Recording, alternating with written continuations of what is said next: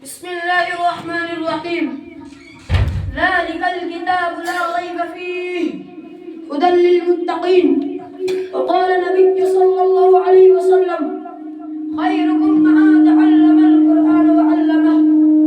آواز کم کرو آواز الہی رونق اسلام کے سامان پیدا کر الہی رونق اسلام کے سامان پیدا کر دلوں میں مومنوں کے الفت قرآن پیدا کر مسلمانوں نہ گھبراؤ خدا کی شان باقی ہے مسلمانوں نہ گھبراؤ خدا کی شان باقی ہے ابھی اسلام زندہ ہے ابھی قرآن باقی ہے صدر محترم اسٹیج پر رونے کا افروز اور بزرگان دین اور حاضرین الجلسہ آج کی اس مجلس میں اور آج کے اس مبارک اجلاس میں میرا موضوع ہے سکون دنیا کی سب سے پاکیزہ اور مقدس کتاب قرآن پاک ہے ہمیں چڑھتے سورج کی طرح یقین ہے کہ اس کا ایک حرف سچ اور صادق ہے وہ قرآن پاک اس کی زبان مقدس بیان مقدس اور متحدہ والغیب کا ٹھاٹے مار دشمندر ہے اور جس کے متعلق ارشاد ربانی ہے قرآن وہ کتاب ہے جس کے صادق اور بڑا کھانے میں کوئی شک و شبہ نہیں اور اس کے بارے میں محسن انسانت حضور پاک صلی اللہ علیہ وسلم نے ارشاد فرمایا کہ تم میں سے سب سے بہتر وہ شخص ہے جو قرآن پاک کو سیکھے اور سکھائے دعا کیجئے خداوند قدوس ہم سب کو قرآن پاک کی بدولت سے مالا مال فرمائے آمین نوجوان دوستو قرآن پاک رب الجلال کی طرف سے عطا کردہ وہ حسین تحفہ ہے کہ جس نے 30 برس کی قریب مدت میں پورے عالم میں وہ انقلاب پا کر دیا کہ بڑے سے بڑے فصحاء بلغاء ادباء اور شعراء حیران بشرت رہ گئے کہ جس کی آیت کو سن کر پتھر دل موم ہو گئے دوستو یہی وہ قرآن ہے جو رہتی دنیا تک کے انسانوں کے لیے سرابہ ہدایت اور رحمت ہے یہی وہ قرآن ہے جس نے رسول کی رسالت کو اعزاز بخشا یہی وہ قرآن ہے جس نے پس مردہ قلوب کو تازگی بخشی یہی وہ قرآن ہے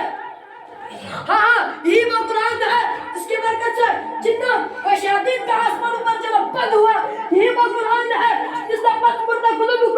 تازگی بخشی یہی وہ قرآن ہے جس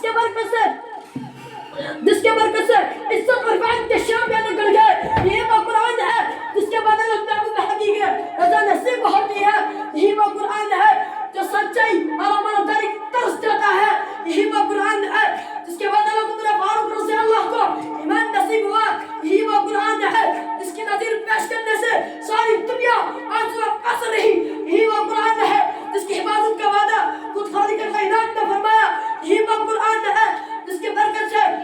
اجڑے چمن میں بہار پیدا ہوئی یہی وہ قرآن ہے جس نے ذہنی قوتوں کو جلا بخشا افسوس سنا افسوس قرآن پاک کے بارے میں خیال کہ جس کے بارے میں محسن انسانت حضور پاک صلی اللہ علیہ وسلم نے ارشاد فرمایا اقرأ وارتقي كما كنت ترتل في الدنيا فإن منزلك عند آخر آية تقرأها قیامت کے دن حافظ قرآن سے کہا جائے گا پڑھتا جا اور جنت کے درجوں پر کرتا جا اور ٹھہر ٹھہر کر پڑھ جیسے کہ دنیا میں پڑھا کرتا تھا بس تیرا مقام اور ٹھکانہ وہی ہوگا جہاں آخری آیت پر پہنچے یاد رکھو یہ قرآن پاک دنیا کی سب سے بڑی نعمت ہے زمین و آسمان چاند سورج ستارے کوئی اس نعمت کا مقابلہ نہیں کر سکتے کیوں نہ ہوگی جبکہ اس وقت نور امین جس ذات پر نازل ہو بھی امین جس مقام پر نازل ہو بھی امین اور جس مہینے میں نازل ہوا وہ تمام مہینوں سے بہتر اور جس رات میں نازل ہوا وہ تمام مہینوں سے افضل ہے اللہ کے مقدس کلام تمام کلام سے افضل اور برتر ہے اللہ کے مقدس کلام تمام کلاموں سے افضل اور برتر ہے جیسے کہ خود حق تعالیٰ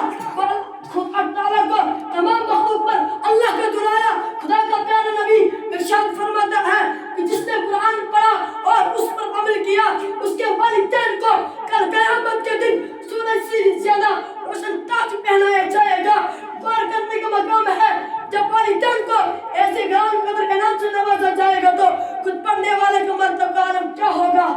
حضرات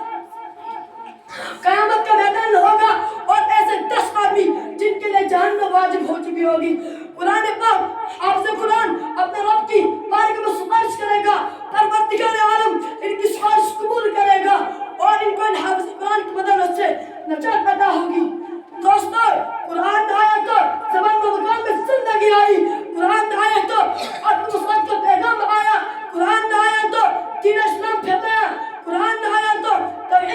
ایمان ملا. وآخر الدعوانا الحمد للہ رب العالمین. ماشاء اللہ ماشاء اللہ ماشاء اللہ.